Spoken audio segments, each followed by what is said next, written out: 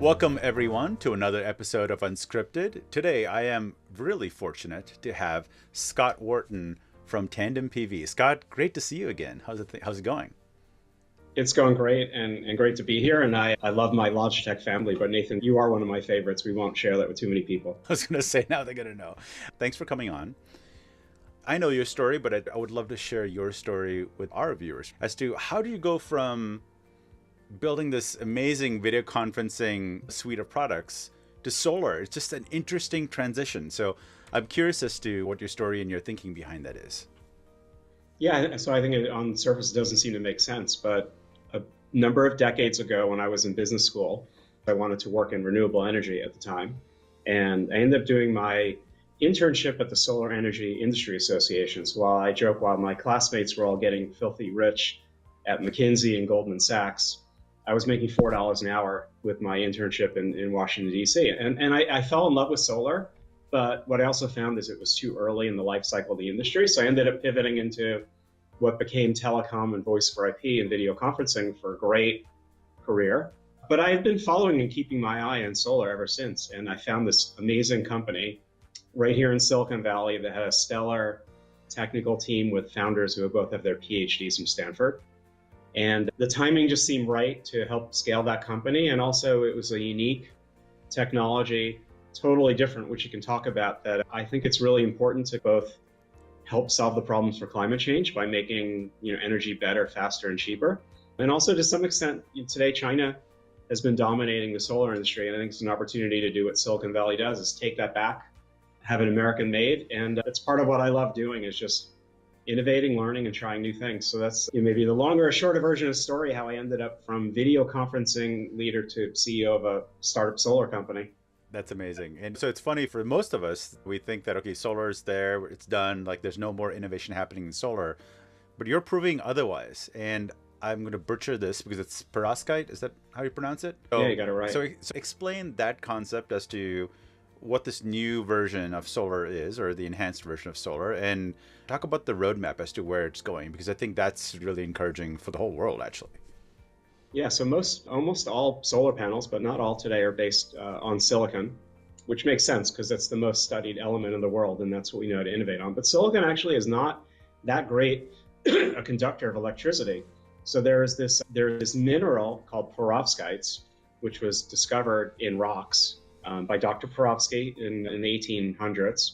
And I actually learned this week, I just posted on LinkedIn, that below about 400 miles in the Earth's crust, 93% of the Earth is perovskites. I had no idea. Wow.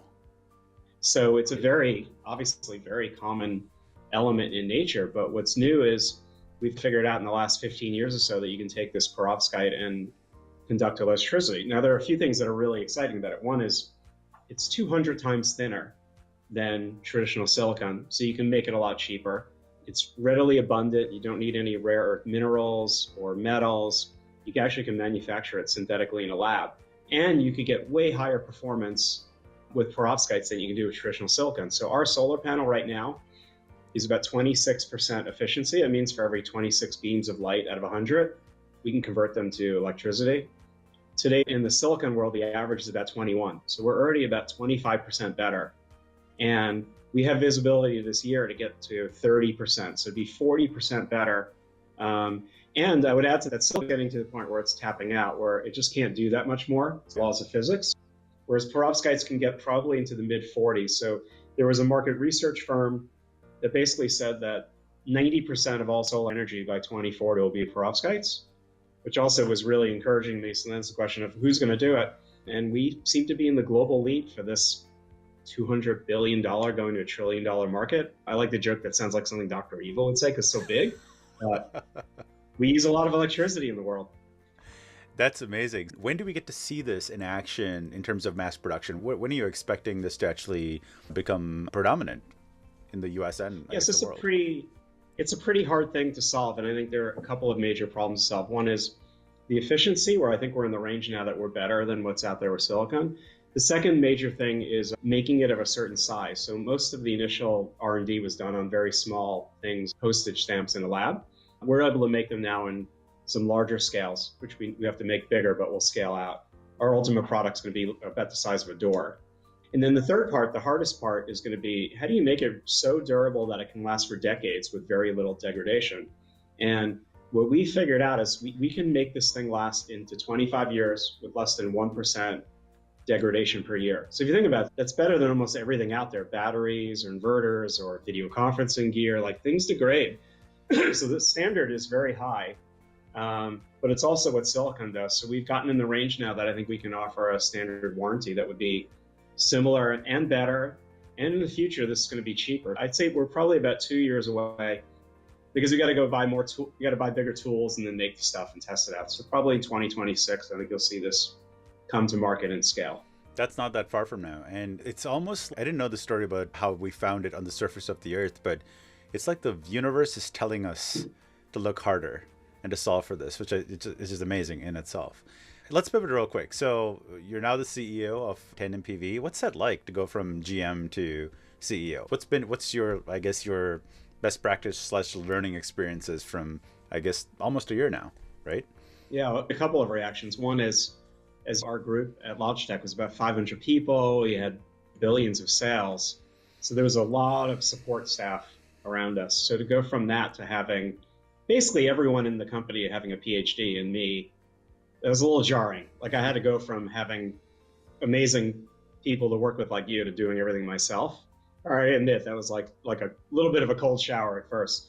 But having said that, this is my 5th time in a row starting out small and scaling up. To some extent, I have the excitement and the blood flowing that I'm learning and building things. And part of what I've loved in my career is that journey of growing things. I mean, basically, I had 4 other successful scale-ups where I spent about 7 years plus or minus, and at Logitech was 8. So I love the journey of growing and scaling up, and I love learning something completely new. I knew a lot about video conferencing. I know a lot more about solar now, but every day I'm in more of a learning mode, and I find that really invigorating. And the other thing I would add to it is I would say with video conferencing, we collectively had a pretty big impact on the world. If you think about what we did during COVID and having conversations like this, and the impact I think you're seeing around the world where people could live anywhere and be productive. But if you compare video conferencing, which is about a $5 billion a year industry, to this, like this is going to have a much bigger impact on the world. Yeah. And I would argue the biggest challenge of our change, climate change.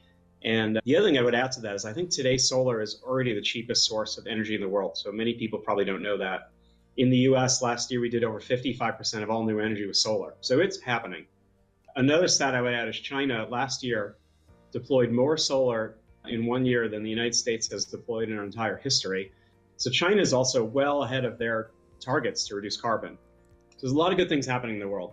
At the same time, if you think about how human productivity happens, it's almost always tied to energy usage. So I think we need to go beyond just transitioning from here's what we use in fossil fuels to solar.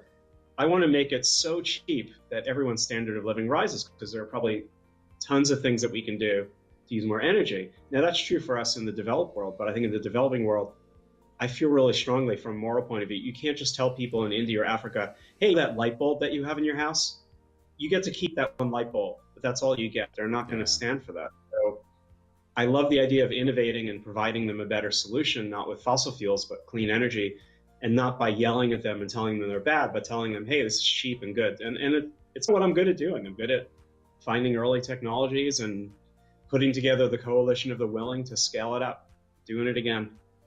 That's really encouraging for the future of climate change, and hopefully we can stop this from happening. But Scott, it sounds like you're changing the world already in just a handful of months. I know you have a whole team behind you. Obviously, we're rooting for you. We're wishing you nothing but success in getting there. But I wanted to thank you for coming on and telling us your story, because that's what this show is all about. It's sharing other leaders in the world and all the great projects that they're doing. So just want to thank you once again for being on the show. Thank you for having me. Just delighted to have this conversation with you today, Nathan. Absolutely. That's it, folks. That's another episode of Unscripted. Thanks for joining us. See us next time.